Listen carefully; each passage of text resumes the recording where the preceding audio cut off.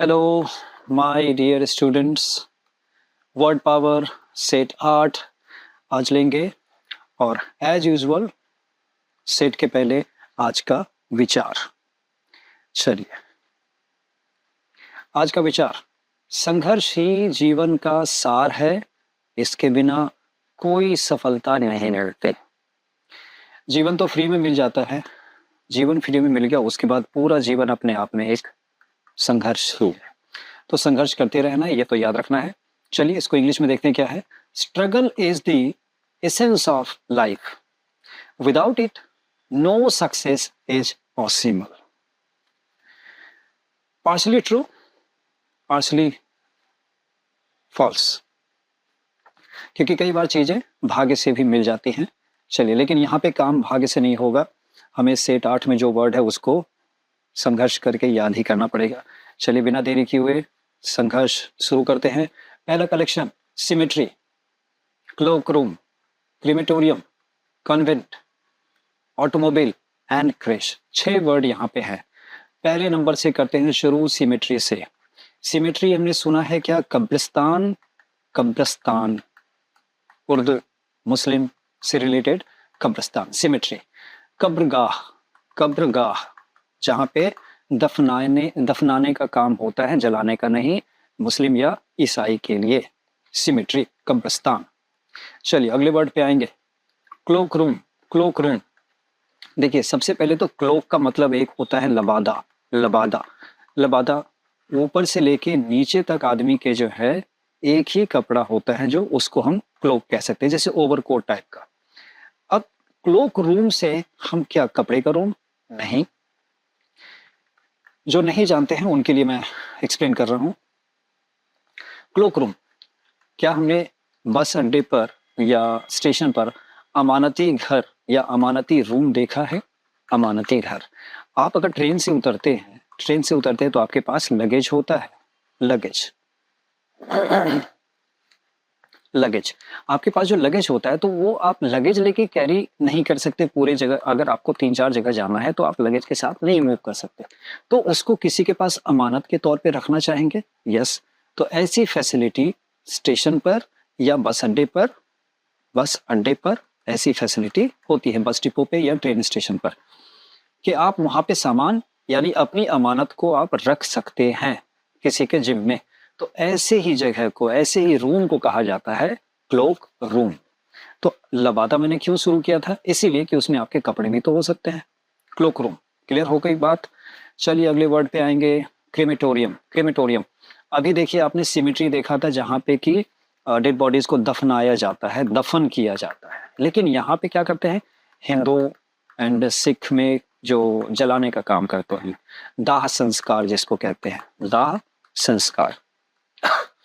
तो ये दाह संस्कार का काम जहां पे होता है उसको हम कहते हैं क्रीमेटोरियम, या इसको आप क्रीमेशन ग्राउंड भी कह सकते हैं। क्रीमेशन ग्राउंड, चलिए शॉर्ट में कर दिया, क्रीमेशन ग्राउंड, शमशान भूमि, क्लियर है, शमशान वो, क्रीमेशन एंड ग्राउंड, ओके है क्रीमेटोरियम। ये ध्यान रखिएगा, यहाँ पे दाह संस्कार और यहाँ पे दफन करने का काम। अगला वर्ड, कॉन्वेंट। कॉन्वेंट के साथ आपको एक वर्ड और भी ध्यान में होना चाहिए, मॉन्क जहां रहते हैं उसको मोनेस्ट्री कहते हैं। मोनेस्ट्री, मॉन्क से बनने वाला वर्ड मोनेस्ट्री। मोनेस्ट्री मॉन्क के रहने की जगह, और कन्वेंट नन के रहने की जगह। जो ईसाई में नन होती हैं उनके रहने की जगह कन्वेंट, यानी नन रहती है कन्वेंट में और मॉन्क्स रहते हैं मोनेस्ट्री में। एक तरह से उनका हॉस्टल उनका हॉस्टल हो गया एक तरह से वो। चलिए अगले वर्ड पे आएंगे, नेक्स्ट ऑटोमोबाइल। ऑटोमोबाइल आपको पता ही है, स्वचालित गाड़ियां जो है, इसको सीधे सीधे गाड़ियां याद रखिए, ऑटोमोबाइल्स, स्वचालित वाहन, और कुछ नहीं कहना है। अगली बात, अगले वर्ड पे क्रैश। क्रैश, कभी याद कीजिए कि हस्बैंड एंड वाइफ दोनों अगर वर्किंग होते हैं तो ऐसी स्थिति में जो इनके बच्चे होते हैं, जो इनका बच्चा चाइल्ड होता है, वो कहाँ पे रहेगा दिन भर? तो वो ऐसी ही जगह पे छोड़ के जा सकते हैं, क्रेश में। जैसे एक तरह से आंगनवाड़ी, सुना होगा कहीं कहीं पे गांव में आंगनवाड़ी होती है, किस लिए? कि माँ बाप दोनों कमाने के लिए जब जाते हैं तो बच्चों की देखभाल आंगनवाड़ी में होती है। आंगन भी है और बाड़ी मीन्स घर, बंगाली वर्ड से बाड़ी, आंगनबाड़ी, यही है क्रेश, क्रेश। तो ये बच्चों का अमानती घर कह सकते हैं इसको। चलिए इसका स्क्रीनशॉट लेंगे फटाफट,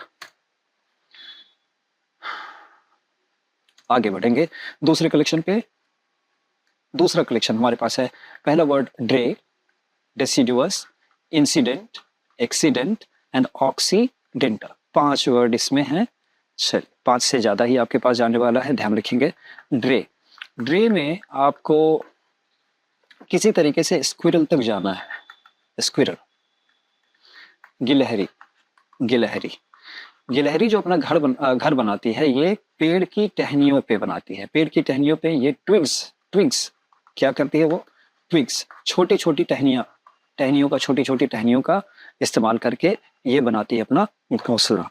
तो इसके घोंसले को स्पेशली जो ट्विग्स से बन रहे हैं, और पक्षी नहीं बल्कि गिलहरी जैसे कोई अगर जानवर है, उनके घोंसले को कहेंगे ड्रे, जो ट्विग्स का इस्तेमाल करती हैं, छोटी छोटी टहनियों का।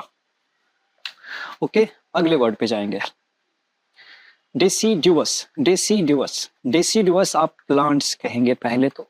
दूसरी बात, एक बड़े इलाके में अगर डेसिडुअस प्लांट्स ही हैं, सारे के सारे प्लांट्स जो हैं वो डेसिडुअस ही हैं, तो ऐसे एक जंगल बनेगा, वुड्स बनेगा, वुड्स जंगल, वुड लकड़ी और वुड्स जंगल, वुड्स जंगल।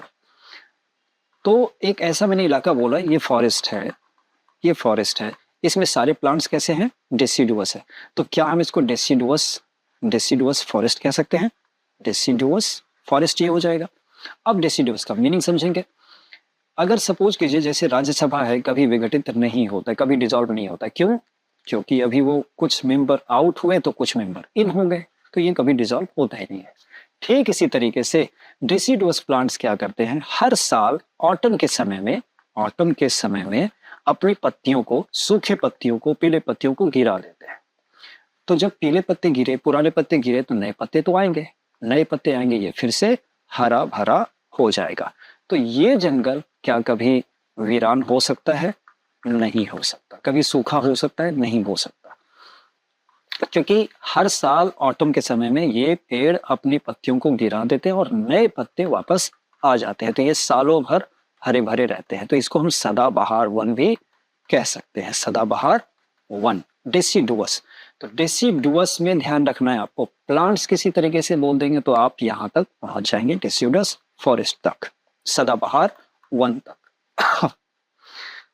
चलिए अगले वर्ड पे आते हैं, इंसिडेंट। फिजिक्स में देखा होगा, या नॉर्मल सी बात करूं, ये एक हमने ले लिया शीशा, इस पे हमने एक टॉर्च की लाइट मारी, बीम, इस बीम को हमने देखा, ये इधर से आया, तो आना, आकर के यहां पे गिरा, यही है इंसिडेंस, यानी आपतन, आपतन, आके यहां पे गिरा, और ये क्या हो गया, रिफ्लेक्ट हो गया। सॉरी, ये रिफ्लेक्ट हो गया, परावर्तन, यही है, परावर्तित हो गया, परावर्तन हो गया। इसी को हम कहते हैं ना ray of incidence, ray of incidence, आपतन का किरण, आपतित किरण, और यह है रे ऑफ रिफ्लेक्शन, परावर्तित किरण। तो इस चीज को हम कहते हैं इंसिडेंट। तो ये हो गया इंसिडेंट, रे या रे ऑफ इंसिडेंस, यही है। ये तो घटना घटी ना, एक छोटी सी घटना घटी। तो ऐसा इंसिडेंट आपके जीवन में भी कभी कुछ हो जाता है, पता नहीं कहां से आता है, आता तो है, इसीलिए तो इंसिडेंस को आप इसी आपतन से ही ध्यान में रखेंगे, इसी आपतन से, फिजिक्स वाले थ्योरी से। क्लियर है? इंसिडेंट या इंसिडेंस, पार्ट्स ऑफ स्पीच अलग अलग कर लेंगे। अगला एक्सीडेंट, पता ही है, दुर्घटना। एक्सीडेंट और इंसिडेंस पे अंतर ध्यान रखेंगे। ये आपतन है, ऐसा कह सकते हैं कि अगर हमारे साथ अगर कुछ घटना घट जाती है, बुरा होता है, तो हम कहते हैं दुर्घटना घट गई, लेकिन दूसरे के लिए तो वो एक सिर्फ इंसिडेंट हो सकता है। हमारे लिए एक्सीडेंट जो कि हम प्रभावित हो गए हैं, और दूसरे के लिए वो एक इंसिडेंट हो सकता है, उनके लिए सिर्फ घटना हो सकती है। तो दुर्घटना यानी बुरी बात, बुरा हुआ कुछ, तो हमने कह दिया दुर्घटना। सुघटना जैसी वर्ड तो कोई, जैसा वर्ड तो कोई है नहीं। चलिए अगले वर्ड पे आएंगे अब, ऑक्सीडेंटल। ऑक्सीडेंटल को देखने के लिए मैं आपको ये कर दूं, ईस्ट है, वेस्ट है, तो ईस्ट से रिलेटेड कहलाता है ओरिएंटल, तो वेस्ट से रिलेटेड कहला जाएगा ऑक्सीडेंटल। यानी western, western related western countries का होगा ऑक्सीडेंटल कहेंगे, ईस्टर्न कंट्रीज का होगा ओरिएंटल कहेंगे। तो ऑक्सीडेंटल के साथ साथ आपको ओरिएंटल भी ध्यान में रखना होगा, ओरिएंटल एंड ऑक्सीडेंटल। चलिए अगले वर्ड पे आएंगे, इसका स्क्रीनशॉट ले लेंगे। चलिए आगे बढ़ते हैं, ज्यादा आगे बढ़ गए। चलिए डीकैंटर, डीकैंटर, पेन किधर गया, इधर है। चलिए डीकैंटर, डीकैंटर, डॉर्मेट्री, अबेटवा। डीकैंटर, डीकैंट वर्ड सुना हुआ है, तो डीकैंट का मतलब हम समझ ले पहले। एक ये बर्तन है, इसमें हम एक जग से एक आधा फिगर खींच दिया। चलिए ये जग है, इस जग से हम इस पे पानी डालेंगे, तो हम क्या कर रहे हैं, इस जग को हम खाली कर रहे हैं, इस जग को हम डीकैंट कर रहे हैं, खाली कर रहे हैं। खाली कैसे कर रहे हैं, इसके पानी को हम इसमें उड़ेल करके खाली कर रहे हैं, तो हम इसको डीकैंट कर रहे हैं, इस बर्तन को खाली कर रहे हैं किसी दूसरे बर्तन में इसके लिक्विड को डालकर। डन, डीकैंट क्लियर हो गया। तो अब डीकैंटर में कोई ज्यादा दूरी नहीं है। डीकैंटर किसको कहेंगे, अब इसको फिर से समझते हैं जरा। आप एक, चलिए मैं जब लाता हूं तो शराब की बोतल को मैं एक बढ़िया से बोतल में डीकैंट कर देता हूँ। एक सजावटी, देखने में बहुत महंगा सा अच्छा सा एक बोतल है, बर्तन है, जिसमें मैं शराब इसमें डीकैंट करके रख देता हूँ, फिर बाद में पीता हूँ ग्लास में देके थोड़ा थोड़ा। तो ऐसा कोई भी करेगा जो शराब की बोतल को इसमें उड़ेल देगा, डीकैंट कर देगा, तो ये बर्तन ही कहलाएगा डीकैंटर। क्लियर है बात? डीकैंट मत भूले, कि डीकैंट याद रहेगा तो डीकैंटर अपने आप आपके पास आ जाएगा। ध्यान रखिएगा, कुछ एक वर्ड सिर्फ याद करने की जरूरत होती है, बाकी आपके पास मदर वर्ड को अगर पकड़ लेते हैं तो मैक्सिमम टाइम 90% कम से कम वर्ड ऐसे होते हैं जो आपको मदर वर्ड से पकड़ में आ सकते हैं। इस पे ज्यादा ध्यान रखा कीजिएगा। चलिए अबेटवा, सॉरी डॉर्मेट्री, डॉर्मेट्री बच गया है।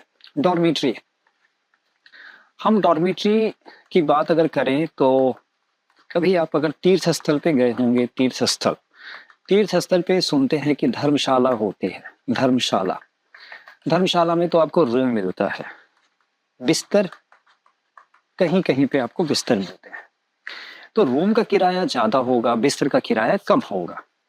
अब हम आते हैं वैष्णो देवी। वैष्णो देवी जगह पे ऐसी जगहों पे क्या होता है कि भीड़ इतनी ज्यादा होती है कि हर एक धर्मशाला, होटल सारे के सारे बुक हो जाते हैं लगभग। तो ऐसी स्थिति में लोगों को सस्ते में और जल्दी में सोने की जरूरत होती है, उनको एक बेड की जरूरत होती है, सोने से मतलब है वो जमीन पे भी सो सकते हैं। मान लीजिए ये इतना बड़ा कमरा है, इतने कमरे में एक बेड, दो बेड, तीन बेड, चार बेड ऐसे करके बेड लगे हुए हैं, तो आपको सिर्फ सोने से मतलब है ना, आपने एक बेड का किराया सिर्फ दिया और इस कमरे में ऐसे कई सारे बेड हैं, ऐसे जगह को हम कहते हैं डॉर्मेट्री। तो एक तरह से धर्मशाला हो गई, एक तरह से होटल हो गया। अंतर क्या है कि आपको प्राइवेसी नहीं है, एक तरह से पब्लिक बेडरूम हो गया, पब्लिक बेडरूम। क्लियर हो गई बात? डॉर्मेट्री। चलिए अगले वर्ड पे आएंगे, अबेटवा में आप बुचर से पहुंचते हैं हम लोग अबेटवा तक, ए एंड ये रहा बी। मैं कोई ट्रिक नहीं दूंगा, ध्यान रखिए, मैं ट्रिक नहीं दूंगा। ट्रिक से पता चले कि ट्रिक याद रखना भी एक ट्रिक हो गया, फिर तो ट्रिक में उलझ न जाए, इसीलिए मैं सिर्फ आपको संकेत कर रहा हूं। ए से बी तक आएंगे बुचर का मतलब काटना, पीटना, इसको हम कहते हैं, काट पीट करने को बुचर कहते हैं। और ये वर्ड आपने बहुत कॉमनली सुना होगा, इसीलिए मैं चर्चा कर रहा हूँ। बूचड़ खाना हम कहते हैं ना, बूचड़ खाना, वहां पे कसाई होते हैं ना, यस, बस कसाई और बूचड़ खाना से हम सब परिचित अच्छे से हैं। तो अबेटुआ वो जगह है जहाँ पे बुचर किया जाता है, चिकन को, मटन को, ये सब जो हम जहाँ से खरीदते हैं वो सब क्या है, अबेटुआ है, यानी बुचर हाउस है। और दूसरा एक छोटा सा आप अंतर कर सकते हैं, अबेटुआ में बड़े पैमाने पे बड़े जानवरों को काटा जाता है अबेटुआ, उसको स्लॉटर हाउस भी कहा जाता है, SLAUGHTER। Okay, slaughter house, slaughter house यानी बूचड़ खाना, याद रहेगा। बूचड़ देखिए हिंदी में और बूचर इंग्लिश में एक है, इसलिए याद रह जाएगा। बूचड़ खाना, बूचर किया जाता है। स्लॉटर हाउस, स्लॉटर का मतलब ये होता है मारना, खास करके तलवार से, ये कहते हैं मारना तलवार से, स्लॉटर करना। तो यहाँ पे स्लॉटर किया जा रहा है, स्लॉटर हाउस। अबैटुआ में स्लॉटर किया जाता है, इसीलिए अबैटुआ को स्लॉटर हाउस भी कह सकते हैं।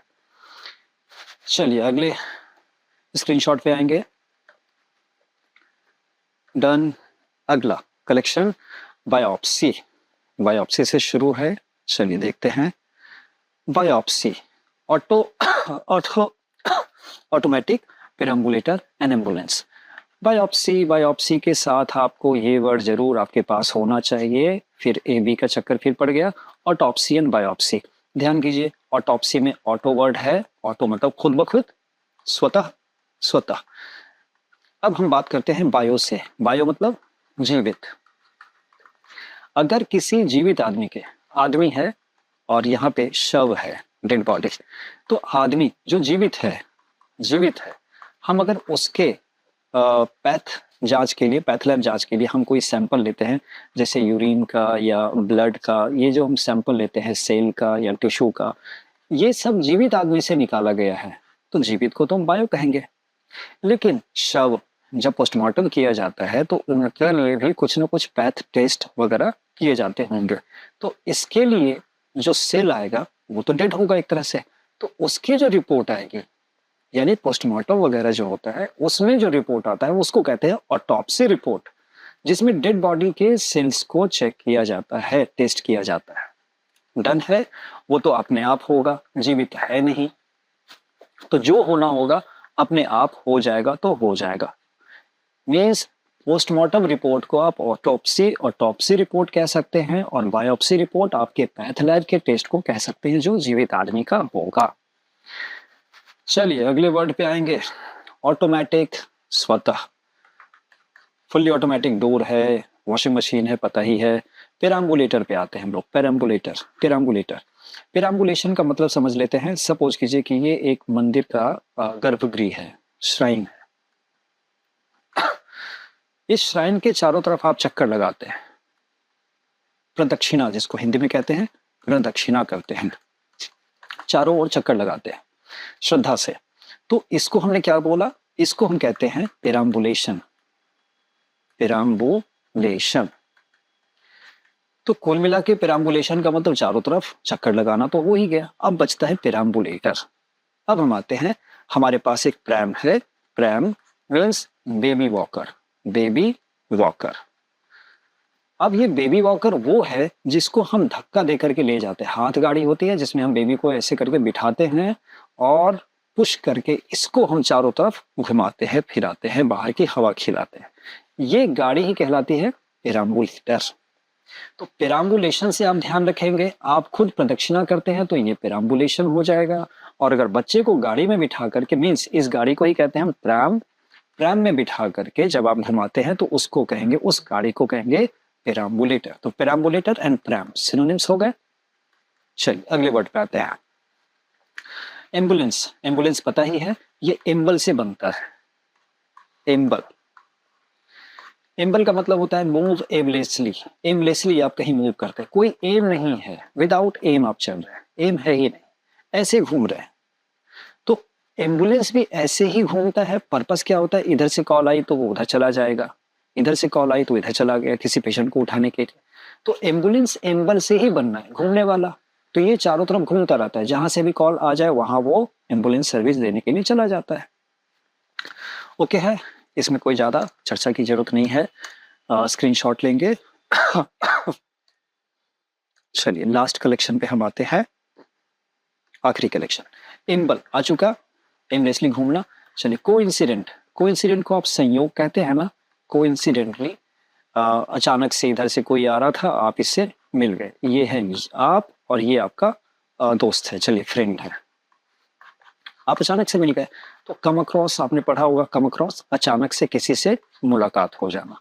तो come across, you come across somebody on the way, तो आप कोइंसिडेंटली उससे मिल गए, कोइंसिडेंटली, संयोग से ऐसा हो गया।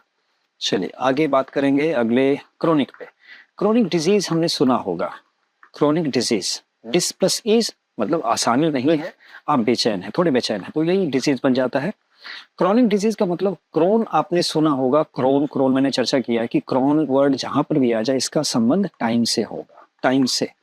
तो क्रोनिक डिजीज हम ऐसे डिजीज को कहते हैं जो आपके साथ लगभग पुराने पिछले कई सालों से लगा हुआ है, कई साल से, यानी पुराने समय से, बीते समय से ये आपके साथ ही है। मीन्स ये रह कर आपके साथ ये प्रॉब्लम होती रहती है। तो ऐसे प्रॉब्लम को कहेंगे क्रोनिक डिजीज। मान लीजिए आपको खांसी है, जैसे मैं खांसी से अगर परेशान रहता हूँ तो मैं क्रोनिक डिजीज से, ये डिजीज मेरे लिए क्रोनिक हो जाएगा। मीन्स समय समय पर ये आता ही रहता है। चलिए अगले वर्ड पे आते हैं, एनाक्रोनिज्म। एनाक्रोनिज्म में फिर देखिए वही क्रोनिक वाली बात आ गई ना। ये देखिए ये क्रोनिक डिजीज है। तो एना मीन्स नो, या इनोरिदम, अनरिदमिक है, ये अनरिदमिक है, अनरिदमिक। एना प्लस क्रोनिज्म, अगर आपको मैं बोलूं 2 4 3 1 इसको अरेंज करने के लिए, तो आप क्या करेंगे, 1 2 3 4 में अरेंज करेंगे। लेकिन ये क्या है, एनाक्रोनिज्म है। ये मैंने एनाक्रोनिज्म कर दिया। ये मैंने कैसे अरेंज किया, इसको एनाक्रोनिस्टिकली अरेंज किया है, यानी बेमेल, असेंडिंग या डिसेंडिंग मैंने नहीं किया, समय के हिसाब से उसको सही नहीं किया, सही कालक्रम के हिसाब से मैंने एडजस्ट नहीं किया। ये 1920 है, ये 1921 है, ये 1922 है, ये 1923 है। लेकिन अब यहाँ पे क्या है, ये 21 है पहले, फिर ये तो 1923 है, फिर ये है आपको 1922 है, फिर ये है आपको 1920। तो ये साल जो है क्रम से तो होना चाहिए, तो क्रम से सेट नहीं किया है, तो हमने क्या किया है, एनाक्रोनिज्म किया है। टाइम के हिसाब से जो फिट नहीं होता है, इसका एक बहुत डिस्टेंट यूज भी होता है, ये भी आप ध्यान में रखें। डिस्टेंट यूज होता है, डिस्टेंट यूज ये है कि अगर हम कहें कि आज अगर धरती पे पाप बहुत है, तो कहेंगे कृष्ण तो 5000 साल पहले आए और चले गए, 2500 साल पहले बुद्ध आए और चले गए। लेकिन हम लोग ये सोचते हैं कि धरती पे पाप अभी है, तो अभी कृष्ण को आना चाहिए था, अभी बुद्ध जैसों को आना चाहिए था, तो वो तो गलत समय में आ गए। हम इसको भी कहेंगे एनाक्रोनिज्म। ये दूर से आप यूज कर सकते हैं इसका। चलिए फिलहाल आपको वर्ड पावर चाहिए, वर्ड पे ध्यान देते हैं, बाकी स्पोकन में आप इसका यूज बखूबी कर लेंगे, स्क्रीनशॉट लेंगे। और इसी के साथ wish you all the best for the coming exams. मिलते हैं अगले वीडियो में, तब तक के लिए नमस्कार।